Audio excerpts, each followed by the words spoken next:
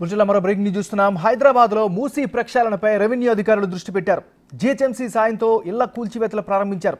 Musi river బెడ్లో mark చేసిన 140 ఇళ్లను తొలుత కూల్స్తారు. మలక్పేటలోని శంకర్ నగర్లో కూల్చివేతలు జరుగుతాయి. ఖాళీ చేసిన ఇళ్లను మాత్రమే అధికారులు కూల్చనున్నారు. ఎలాంటి ఘటనలు జరగకుండా భారీగా పోలీసులు బందోబస్తు చేపట్టారు.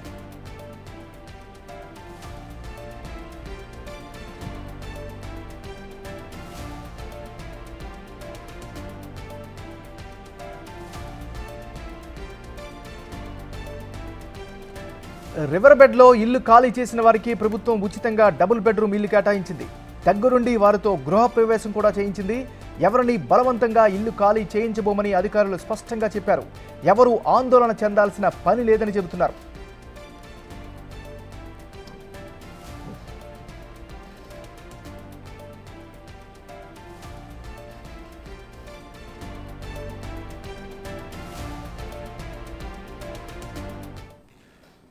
హైదరాబాద్లో మూసీ ప్రక్షాళనపై రెవెన్యూ అధికారులు దృష్టి పెట్టారు. జీహెచ్ఎంసీ సాయంతో ఇళ్ల కూల్చివేతలు ప్రారంభించారు. మూసీ రివర్ బెడ్లో మార్క్ చేసిన 140 ఇళ్లను తొలుత కూల్చనున్నారు. మలక్పేటలోని శంకర్ నగర్లో ఈ కూల్చివేతలు జరుగుతాయి. ఖాళీ చేసిన ఇళ్లను మాత్రమే అధికారులు కూలుస్తున్నారు. ఎలాంటి ఘటనలు జరగకుండా భారీగా పోలీసులు బందోబస్తు చేపట్టారు. రివర్ బెడ్లో ఇల్లు ఖాళీ చేసిన వారికి ప్రభుత్వం ఉచితంగా డబుల్ బెడ్రూమ్ ఇళ్లను కేటాయించింది. దగ్గరుండి వారితో గృహప్రవేశం కూడా చేయించింది. ఎవరిని బలవంతంగా ఇల్లు ఖాళీ చేయించబోమని అధికారులు స్పష్టంగా తెలిపారు. ఎవరు ఆందోళన చెందాల్సిన పని లేదన్నారు. ఇక ఇదే అంశానికి సంబంధించి మరింత తాజా సమాచారాన్ని మా రిపోర్టర్ సుజాత అందిస్తారు. సుజాత, చెప్పండి. మూసీ ప్రక్షాళన మొదలైందనే చెప్పుకోవాలి ఏమన్నారు. ఎందుకంటే ఇటు చాదర్ఘట్లోని శంకర్ నగర్లో ఉన్నటువంటి 140 ఇల్లులు మూసీ పరివాహక ప్రాంతంలో ఏవైతే ఉన్నాయో వాటిని రివర్ బెడ్గా గుర్తించినటువంటి అధికారులు ఈ రోజు కూల్చివేతలను అయితే ముమ్మరం చేశారనే చెప్పుకోవచ్చు. దాదాపు 140 ఇల్లులు ఏవైతే ఉన్నాయో ప్రస్తుతం అవి కేవలము 30 నుంచి 40 గజాల్లో ఉన్నటువంటి ఇల్లులు. అయితే ఒక పక్క మూసీ ఏదైతే ఉందో ఆ ఫ్లోటింగ్ అనేది ఎక్కువ అవుతుంది. మరోవైపు మూసీ కానుకొని ఉన్నటువంటి ఇళ్ళకి సంబంధించి ఇప్పటికే ఖాళీ చేయించారు కాబట్టి వాటిని అటు ఇక్కడ పని వాళ్ళని పెట్టి కూల్చివేస్తున్నటువంటి ఘటనలు అయితే మాత్రం కనిపిస్తున్నాయి. ఎందుకంటే ఈ చిన్న చిన్న గల్లీలు ఏవైతే ఉన్నాయో గల్లీలోకి అటు బుల్డోజర్లు కావచ్చు, అదేవిధంగా జేసీబీలు ఇవి రాలేనటువంటి పరిస్థితులు ఉన్నాయి. కాబట్టి దగ్గరుండి అధికారులు అయితే మాత్రము వీటిని కూల్చివేస్తున్నటువంటి పరిస్థితి ఉంది. ఎందుకంటే దాదాపు ఇవి కొన్ని సంవత్సరాల క్రితమే నిర్మించినటువంటి ఇండ్లు మొత్తం కూడా పాడుపడిపోయి ఉన్నాయి. ఎక్కడికక్కడ గోడలు కూడా బ్రేక్ అయి ఉన్నాయి. అయితే ఈ నేపథ్యంలోనే అధికారులు గత వారం రోజుల క్రిందటే వీళ్ళకి డబుల్ బెడ్రూమ్ ఇల్లులు కేటాయిస్తామని చెప్పినప్పుడు వాళ్ళు సొంతగా మేము డబుల్ బెడ్రూమ్లోకి వెళ్ళిపోతాము, ఎందుకంటే వర్షాకాలం వచ్చిందంటే చాలు ఈ ప్రాంతం అంతా కూడా నీట మునిగి చాలా ఇబ్బందులు పడుతున్నాము, చిన్న చిన్న గదుల్లో ఉండలేకపోతున్నాము, వెళ్ళిపోతామని చెప్పడంతో అటు అధికారులు అయితే మాత్రం వాళ్ళ డబుల్ బెడ్రూమ్ ఇళ్ళకి కేటాయించారు. అంటే ఇక్కడ గతంలో ఎన్నడూ లేని విధంగా ఏ ప్రభుత్వం కల్పించలేని విధంగా అయితే మాత్రం వీళ్ళు ఆ ఇళ్లను తమంతట తామే మేము దగ్గరుండి కూల్చివేయించుకుంటాము. ఎందుకనంటే ఈ కూల్చివేతల సమయంలో ఇళ్లకి సంబంధించినటువంటి ఇనుము కావచ్చు, లేకపోతే చెక్క కావచ్చు, ఏవైతే అవి ఉంటాయో వాటన్నిటిని కూడా మేము అమ్ముకునే అవకాశం కల్పించండి, మాకు టైం ఇవ్వండి, మేము ఇంటిని కూల్చివేసుకుంటామంటే అటు అధికారులు దగ్గరుండి వాళ్ళకి పని వాళ్ళని అంటే కూల్చివేతలకి సంబంధించి పని వాళ్ళని నిర్మించి వాటిని కూల్చివేతల సమయంలో అటు ఓనర్స్ కూడా ఉండి ఆ ఇనుము ఏదైతే ఉంటుందో వాటన్నిటిని కూడా అమ్ముకోవడానికి ఆ ఇనుప సామాన్ అంతా కూడా పక్కకు పెట్టుకుంటున్నటువంటి పరిస్థితి ఉంది. అయితే ఇప్పటికే అటు ఇల్లు ఖాళీ చేసినటువంటి వాళ్ళు అటు కలెక్టర్స్ని కావచ్చు, అదేవిధంగా రెవెన్యూ శాఖకు సంబంధించినటువంటి అధికారుల మీద అయితే మాత్రము సంతోషాన్ని వ్యక్తం చేస్తున్నారు. మమ్మల్ని సొంత ఖర్చులతో అంటే అధికారులు దగ్గరుండి సొంత ఖర్చులతో అటు ట్రాలీని నియమించి మా సామాన్లు తీసుకువెళ్ళి మమ్మల్ని డబుల్ బెడ్రూమ్లోకి తీసుకువెళ్తున్నారు, చాలా సంతోషంగా ఉంది అని చూస్తున్నాం కదా. చిన్న చిన్న ఇల్లులు, ఇళ్లలో దాదాపు ఒకే కుటుంబంలో 10 మంది వరకు ఉండేవాళ్ళు అయితే చాలా ఇబ్బంది పడుతూ ఉండేవాళ్ళము గతంలో. కానీ ఇప్పుడు ఎలాంటి ఇబ్బంది లేకుండా డబుల్ బెడ్రూమ్కి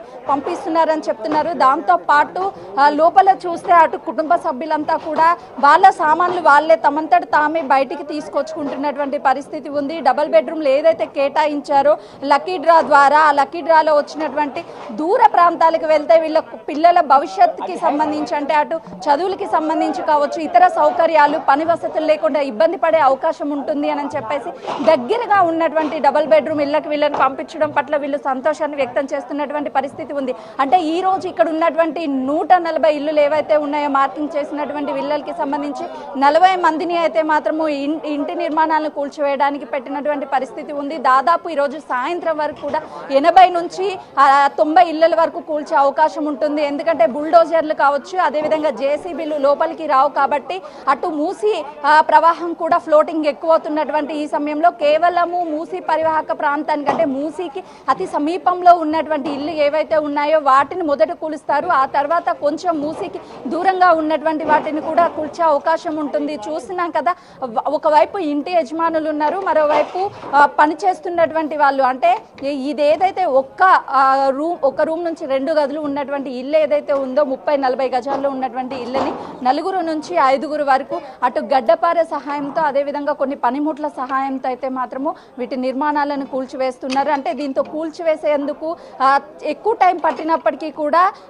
అధికారులు అయితే మాత్రము ఒకవైపు అధికారులు, ఒకవైపు ఇంటి యజమానులు, మరోవైపు ఈ పని చేస్తున్నటువంటి వాళ్ళు ఉన్నారు. అసలుకి ఉదయాన్నే స్టార్ట్ చేసినటువంటి పని ఈరోజు సాయంత్రం వరకు కూడా కొనసాగే అవకాశం ఉంటుంది. ఒక్కొక్క ఇంటి దగ్గర అయితే మాత్రం 6 నుంచి 8 మంది పనిచేస్తున్నటువంటి పరిస్థితి మనకు విజువల్లో చాలా క్లియర్గా కనిపిస్తుంది. ఈ ప్రాంతం మొత్తము ఈరోజు సాయంత్రం వరకు 80 ఇళ్ళ వరకు దాదాపు నేలమట్టం చేసే అవకాశం ఉంటుంది. ఎక్కడ వాళ్ళకి కేటాయించినటువంటి డబుల్ బెడ్రూమ్లు ఉన్నాయా, డబుల్ బెడ్రూమ్లకి ఇప్పటికే గృహప్రవేశాలు కూడా చేసుకున్నారు, అక్కడ అన్ని వసతులు ఉన్నాయని చెప్పేసి వాళ్ళు ఆనందం వ్యక్తం చేస్తున్నారు. దీంతో పాటు చాదర్ఘట్తో పాటు పలు ప్రాంతాలు అంటే మలక్పేటలో దాదాపు పలు ప్రాంతాల్లో అయితే మాత్రము ఈ మూసి పరివాహక ప్రాంతం ఏదైతే ఉందో ఆ ప్రాంతంలో ఉన్నటువంటి ఇళ్ల నిర్మాణాలన్నిటిని కూడా తొలగించడానికి అధికారులకి అటు పూర్తిగా సహకరిస్తున్నటువంటి పరిస్థితి అయితే ఉంది. దీంతో పాటు మూసి పరివాహక ప్రాంతంలో ఉన్నటువంటి వాళ్ళు గతంలో ఒక చిన్నపాటి వర్షం పడితేనే ఇళ్లలోకి నీళ్లు వస్తే సడన్ గా ఖాళీ చేసి ఎక్కడికి వెళ్ళాలి అని చెప్పేసి ఆందోళన పడినటువంటి పరిస్థితులను చూసాము. కానీ ఇప్పుడు స్వయాన అధికారులే దగ్గరుండి ఈ బాధల నుంచి మమ్మల్ని బయటికి పంపించడం సంతోషంగా ఉంది. సుజాత, మీరు చెప్తున్నట్టుగా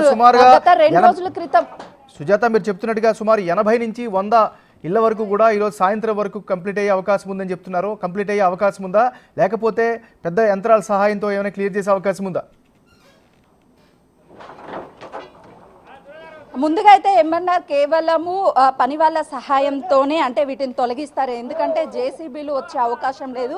మనం చూస్తే ఒక్కసారి గల్లీలను చూస్తే చిన్న చిన్న గల్లీలు ఉన్నాయి. ఈ గల్లీల్లో నుంచి ఏదైనా జేసీబీలు రావాలంటే కష్టం కాబట్టి ముందుగా మూసీ రివర్ ఫ్రంట్లో ఉన్నటువంటి అంటే మూసీకి సమీపంలో ఉన్నటువంటి ఇళ్ళని వీళ్ళే పడగొట్టేస్తారు. ఆ తర్వాత ఉన్నటువంటి రోడ్డుకి దగ్గరలో ఉండి పెద్ద రోడ్లు ఉన్నటువంటి వాటిని మాత్రము అటు జేసీబీల సహాయంతో కూల్చే అవకాశం ఉంటుంది. ఇప్పటికే ఎవరికి వాళ్ళు చూస్తున్నాం కదా, సామాన్ని వెళ్ళిపోవడానికి బయట పెట్టుకున్నారు. అంటే ఇక్కడ అధికారులు అయితే వాళ్ళకి గత వారం రోజుల క్రిందటే అటు మూసీ రివర్ బెడ్ అని చెప్పేసి అక్కడ మార్పు చేశారు. వారం రోజులు గడువు ఇవ్వడంతో వీళ్ళు కూడా హ్యాపీగానే వెళ్ళిపోతున్నటువంటి పరిస్థితి ఉంది.